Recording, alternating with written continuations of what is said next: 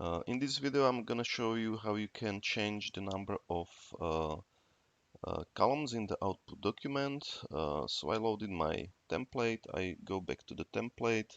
You can see now we have 1, 2, 3 columns.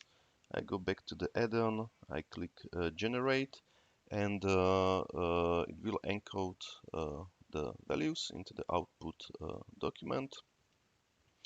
Meanwhile, I would like to have only two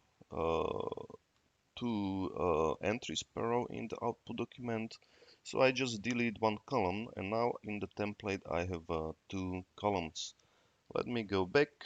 We have the output document is created, so you can see we have 1, 2, 3 entries per row. Now when I go back to the add-on and I again hit the generate, please notice I just changed the column, so in that case you don't have to load the template again, provide the mapping. You can immediately just hit the generate button and it will use the current template and all the changes you have done to the template. So now we have only 2 rows per column.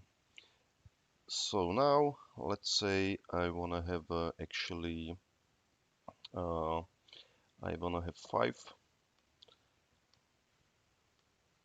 1, 2, 3, 4, 5.